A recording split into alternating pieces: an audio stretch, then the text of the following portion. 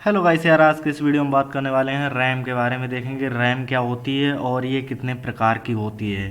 तो बिना किसी देरी के वीडियो को स्टार्ट करते हैं। वीडियो स्टार्ट करने से पहले मैं आपको बताना चाहूँगा, अगर आपने हमारी कंप्यूटर फंडामेंटल की प्लेलिस्ट को एक्सेस नहीं किया है तो प्लीज़ वो प्लेलिस्ट को एक्सेस कर लीजिए। उसमें जितने भी कंप्यूटर से रिलेटेड क्वेश्चन हैं वो मैंने करा रखे हैं और आने वाले समय में कराऊँगा भी। ओके, वो प्लेलिस्ट को एक्सेस कर लीजिए। उसमें जितने भी वीडियो हैं उसको आप कंप्लीटली देखिए, आपके लिए बहुत हेल्प मिलेगी। ओके, सो देखते हैं।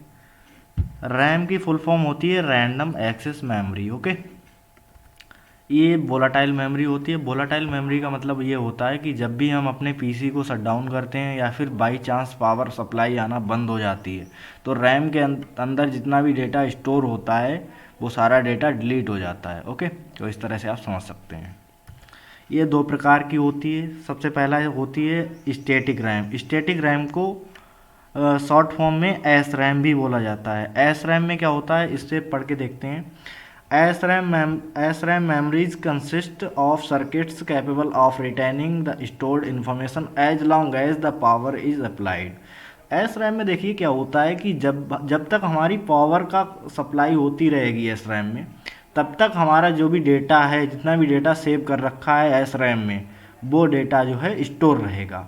जैसे ही पावर सप्लाई बंद होगी, वैसे ही डेटा जितना भी सेव है वो डिलीट हो जाएगा। That means this type of memory requires constant power. इसका मतलब ये है, इस तरह की मेमोरी के लिए कांस्टेंट पावर की आवश्यकता होती है, यानी कि एक समान पावर आती रहे इसमें, तब तक इसमें डेटा सेव रहेगा। S RAM memories are used to build cache memory. जो कैश मेमोरी मैंने आपके लिए बताई थी क्या होती है, अगर आपने वो नहीं जानते हैं तो प्लीज़ वो वीडियो को देख लीजिए, लिंक आई बटन पे आ रहा होगा। ओके, अगर नहीं जानते हैं आप तो प्लीज़ वो वीडियो ज़रूर देखिए। कैश मेमोरी की बहुत डिटेल इन्फॉर्मेशन मैंने दी है। तो एस रैम का यूज हम कहाँ करते हैं, कैश मेमोरी में करते हैं। अब दूसरा टाइप होता है डायनेमिक रैम, जिसे शॉर्ट फॉर्म में बोलते हैं डी रैम। डी रैम क्या करती है, D RAM stores the binary information in the form of electric charge. जो भी बाइनरी इन्फॉर्मेशन होती है, बाइनरी इन्फॉर्मेशन क्या होती है, जो जितना भी डेटा है 0 1 की फॉर्म में, उसे इलेक्ट्रिक चार्ज में पहले कन्वर्ट करती है, फिर क्या करती है, उसे कैपेसिटर में सेव करती है।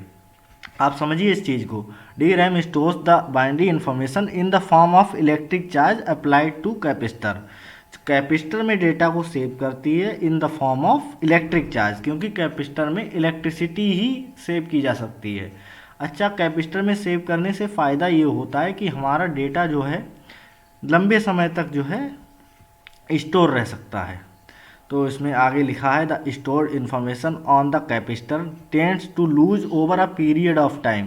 कैपेसिटर में क्या होता है, जो डेटा होता है, अगर मान लीजिए पावर सप्लाई आना बंद भी हो जाए तो कुछ समय के लिए डेटा जो है स्टोर रहेगा, लेकिन एक समय के बाद फिर से उसे रिफ्रेश करने की आवश्यकता होती है, यानी कि इलेक्ट्रिसिटी दोबारा देने की आवश्यकता होती है।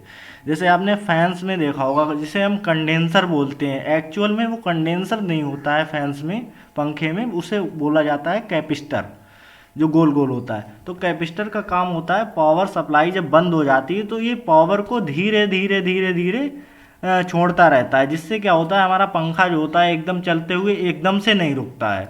तो इसी तरह इसमें रैम के कॉन्सेप्ट में भी इसी तरह आप समझ सकते हैं। जैसे ही हमारी पावर सप्लाई आना बंद हो जाती है तो डी रैम क्या करती है, धीरे धीरे धीरे धीरे डेटा को स्टोर करती है, लेकिन एक समय के बाद फिर से हमें इलेक्ट्रिसिटी की आवश्यकता होती है, जिससे कि दोबारा डेटा को रिफ्रेश किया जा सके।